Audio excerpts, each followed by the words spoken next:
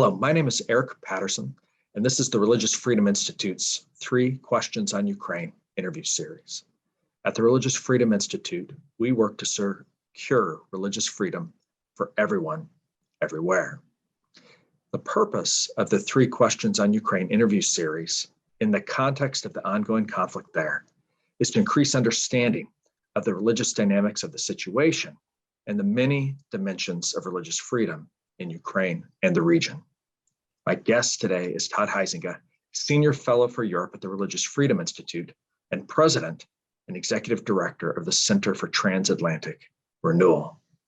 Mr. Huizinga was a U.S. diplomat from 1992 to 2012, and he served in senior postings in Luxembourg, at the U.S. Mission to the European Union in Brussels, in Hamburg, and in Munich. Throughout his distinguished career, he also served in Dublin, Frankfurt, and at the EU desk at the State Department here in Washington, D.C. He's the author of The New Totalitarian Temptation, Global Governance and the Crisis of Democracy in Europe, as well as many other publications. Todd Huizinga, welcome, and thank you for joining us. Thank you very much, Eric. I'm very glad to be here. Todd, some Russian Orthodox officials seem to be claiming a religious or a quasi-religious justification for the invasion of Ukraine. Russia must protect the Russian Mir, the Russian world, which includes Ukraine, from post-Christian influences from the West. Would you comment on this?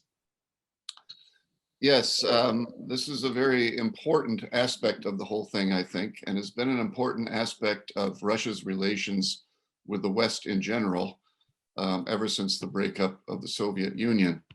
In fact, its role in the whole Russia-West relationship may even be growing. Basically, the post-Cold War enmity that grew between Russia and the West developed not only in a political sense, not only in a military sense, but also in a, I would say, religious, cultural sense. Kind of on a mystical level in many ways, although it would be hard to get into that in this short interview, the mystical aspect of it. But basically, the idea of the Russki Mir, the Russian world, is that Christian Russia is a bulwark against the decadent post-Christian West and all of its moral, let's say, innovations, such as LGBT rights and all of those kinds of things, the breakdown of the traditional family, the breakdown of traditional marriage. So Christian Russia as a bulwark against the post-Christian decadent West, of which the United States is first and foremost, but also Western Europe. So this concept, Russki Mir, is at the center of this idea of Christian Russia as a unity, as an entity in itself, and as a protector against Western influence. So the Russki Mir, meaning Russian world, is the concept of the unity of all Russian speakers. So not just people who live in Russia, but all Russian speakers throughout the world. First and foremost, of course, in the non-Russian countries that used to be part of the Soviet Union, such as Ukraine, Georgia, Azerbaijan, Armenia, Moldova, etc., Belarus. And so it's this idea of the unity of all Russian speakers. And in many ways, it is a kind of mystical unity. It's not a scientifically verifiable unity, let's say. It's kind of a mystical unity built on Russian history, Russian culture, and Russian faith. The Russian Orthodox Church plays a huge role in this idea of the Russki Mir, of all Russians united under Christianity, united under the Russian Orthodox Church. And Ukraine is key in this mythology. Why? Well, because the birth of Russian Orthodoxy is basically believed to have occurred in the 10th century, 988, I believe was the year, That was the year in which Vladimir the Great became a Christian, converted from paganism to Christianity, was baptized along with his family. And then in what was called the baptism of Rus, what came to be called the baptism of Rus, there was a mass baptism of new converts in Kiev. So the birth of the Russian Orthodox Church, in a certain sense, the birth of the Russki Mir actually occurred in present day Ukraine. I think that's very important to understand that there are two things to think about when we think about how Putin is justifying this invasion of Ukraine. One thing is, do we agree with him? Certainly, I think most of us disagree with him very strongly, and there's absolutely nothing that could possibly justify this unprovoked aggression against a sovereign country. But the other thing we need to think about is, does he mean it? What does he mean? And where is he coming from? And I think we do need to understand, while it doesn't even come close to justifying what he's doing, he does believe that Ukraine is culturally, mystically a part of Russia. This is reminiscent of Samuel Huntington's classic 1992 argument about the clash of civilizations, first in Foreign Affairs and then subsequently in a best-selling book. And this idea that there were these civilizational entities, at least in the minds of some leaders, around which culture and kind of a mystical notion of history and religion, not deep theology, but kind of a spiritual sense of the unity of people in geographic regions and how they border other regions, whether it's a Chinese civilization to the east, a Muslim situation to the south, or a Catholic and Protestant civilizations to the west, of this Russian Orthodox kind of spiritual area. And I wanted to follow up on this by asking you about Putin's appeals to religious conservatives outside of the Orthodox world. It seems to me that Putin at times appeals to religious conservatives in Western Europe and the US on some of these social issues, such as traditional marriage, the nuclear family. How has this invasion affected religious conservatives and conservative populists who sometimes seem to be sympathetic to Russia in the past?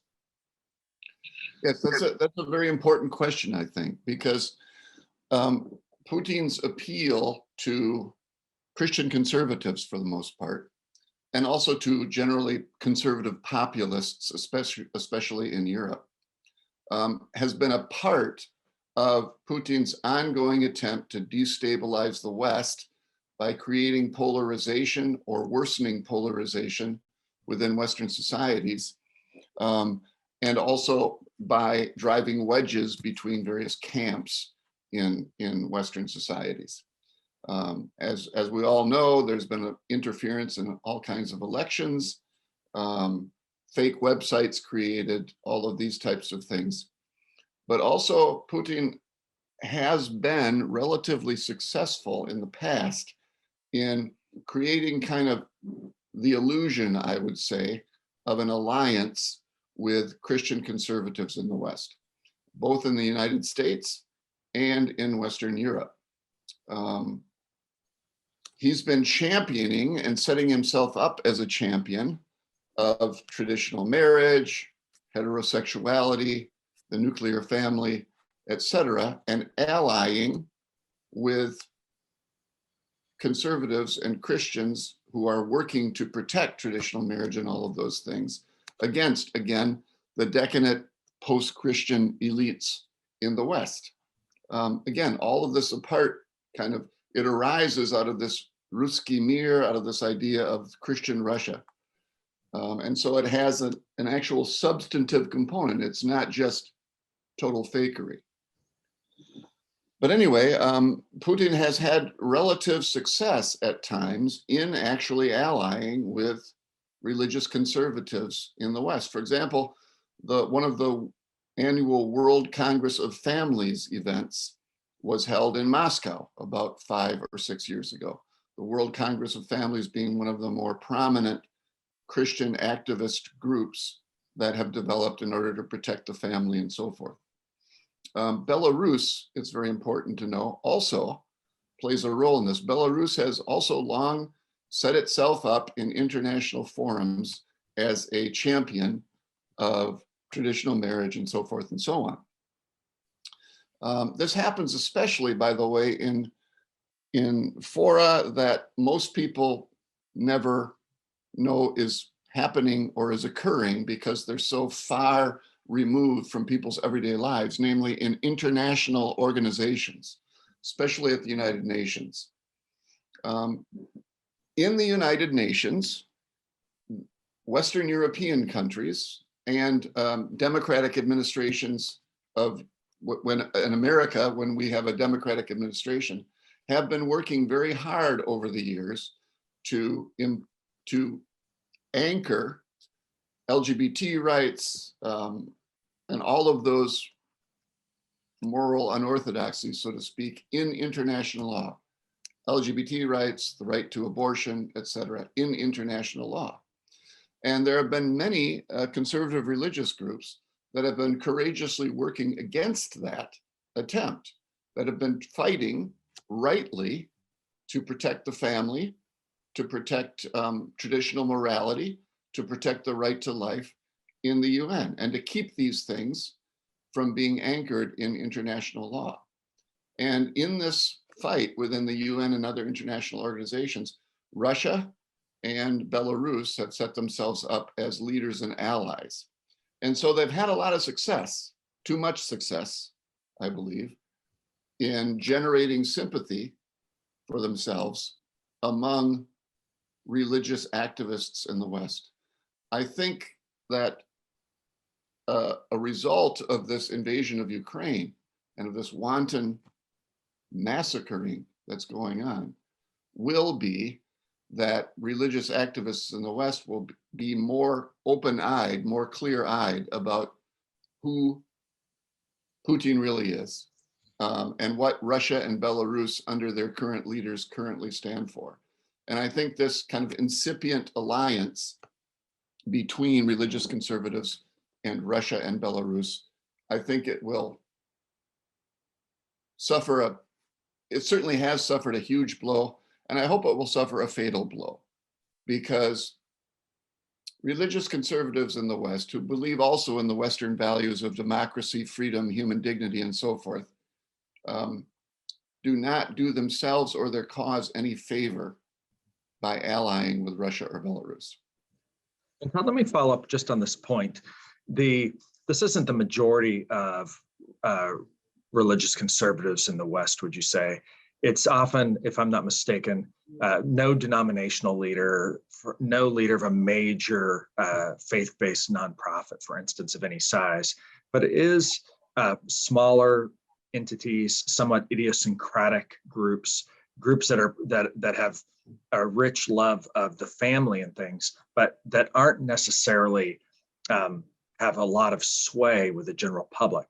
They're often much smaller organizations founded by a somewhat charismatic leader who does care about the family and things, but they aren't known in major denominational circles or major Protestant mainline or evangelical publications. Would you say that that's a good characterization? Yes, thank you for that qualification. That's very important to say. Two other things on that. One, most of this cooperation that has happened between Russia, Belarus, and conservative religious groups has been pragmatic cooperation. In the UN, you need votes in order to get past what you want passed or defeat what you want defeated. And Russia and Belarus have been reliable votes for the traditional family. And so pragmatic cooperation is necessary in the real world sometimes. But of course, Russia and Belarus have been trying to use it in order to go from the pragmatic to the sympathetic, so to speak. They have had very, very little success among religious groups in the United States, but they have had some success with conservative religious groups in Europe, where, of course, given the fact that Russia is a country in Europe, the relations between Russia and their countries are much more complex, much more multifaceted than in the United States. That's a great clarification. And something that you're bringing to mind is the way that Russia, through this form of religio-cultural diplomacy, is saying, look, on the world stage, we have this atheistic threat from China more and more. They do say that in certain circumstances. And we have radical violent Islamism in some quarters. And we have this Western narcissistic, sexually unfettered expressivism. Who is left to take on this mantle? And Moscow is saying, look at us. And so it really is a fascinating, again, kind of this mix of social issues and clash of civilizations as Putin, really the president of an economically powerful but small population country, one that's dwarfed by the European Union and dwarfed by the Chinese population, but nonetheless is making these claims. And that brings us to one more question, and that is about the near abroad for Russia. Do you think that this invasion of Ukraine is comparable to the other actions that Russia has taken in its near abroad? Its invasion of Georgia, its intervention in Moldova, Azerbaijan, etc. Yes, I think it is comparable. What Putin is doing in Ukraine right now is considerably worse than in these other conflicts, but there are very great similarities. This all arises again out of the breakup of the Soviet Union, 1991, and the sudden arising of all of these independent countries that used to be part of the Soviet Union. Now, Russia's near abroad in this former Soviet space is a very, very complex area of multi-ethnicity. It's a multi-religious area. There are a lot of minorities and a lot of separatist sentiment. And of course, that means that, or meant back in the 90s and continues to mean, that there was a lot of potential for conflict once the Soviet Union broke up. And these conflicts then did happen. Almost all of them quite soon after the breakup of the Soviet Union. Now, what has happened with these conflicts is that Russia has quite successfully instrumentalized the conflict potential in various areas and fomented the conflicts, worsened the conflicts, and then moved on to keep the peace, but not to finalize the peace, to kind of keep the conflicts going in a certain sense, or the instability going in what has become known as frozen conflicts. And one of those frozen conflicts is in Transnistria, which is the eastern sliver of Moldova. And by the way, Transnistria is directly on the southwestern border of Ukraine. When the Soviet Union broke up, Moldova left, and most of Moldova was kind of Romania oriented toward the west, Romanian speaking, but this small sliver in the east, Transnistria, wanted to stay in the Soviet Union and was largely Russian speaking. This conflict has just kind of continued to the present day, where it is basically, although it is legally part of Moldova, it is de facto a separate statelet on Ukraine's border that is run by Russia. In Georgia, there were two breakaway regions, South Ossetia and Abkhazia, where there were various conflicts, wars, fights, where the Russians then moved in to help keep the peace, but the peace was never truly kept.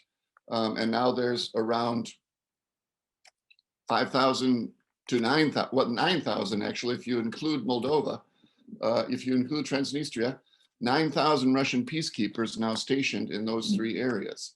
And the conflict keeps going, and the conflict has been used very successfully by Russia to increase its influence in these areas. You could say the same about Nagorno-Karabakh, an Armenian enclave that's Armenian Christian enclave. Armenia is culturally Christian, that exists in the middle of mostly Muslim Azerbaijan. I won't go into that though, because I think we're running out of time.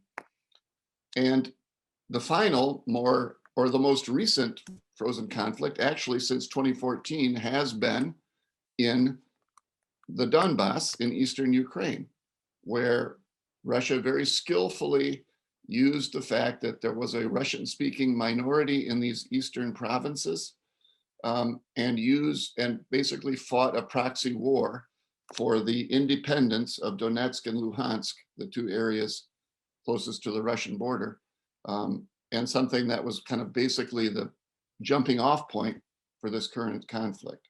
I think we can make some educated speculations, for example, on what might happen in Ukraine and what might be acceptable for the moment to Russia in Ukraine from looking at these frozen conflicts. The complete conquering of Ukraine would not be, I think, the only successful outcome in Putin's eyes. Another successful outcome may very well be a gigantic frozen conflict, so to speak, in Ukraine, where even if the Ukrainian government survives, it will be destabilized. It will have control over much smaller territory, with Russians and Russian proxies controlling a greater expanse of Ukraine than they did before the invasion, creating constant destabilization, where basically the broker is Russia, where basically the one who decides is Russia. That's extremely helpful. And a couple of things in wrapping up that you had mentioned, I just want to highlight. The first one is this notion that a complete victory doesn't have to be the victory, but that there's a variety of alternatives that Russia might settle for that strengthens its hand, weakens the hand of NATO in that area, and of course weakens this democratic government in Kiev. And the second is this notion that you had in cultural diplomacy, in a sense, of moving from the pragmatic to the sympathetic, that Russia has played on a set of cultural and religious symbols and ideas and values to try to create pragmatic alliances and international associations to further its interests and to try to move more people, more organizations, more other governments from a pragmatic, allowing Russia to do what it wants, to an actual sympathy for the aims of Moscow. And then, of course, these points you've made to help us understand the spiritual Russian Mir, this kind of spiritual, cultural, historical narrative that's underlying this conflict. So on behalf of all of us here at RFI, Todd Huizinga, Senior Fellow, thank you very much. Thank you very much, Bert.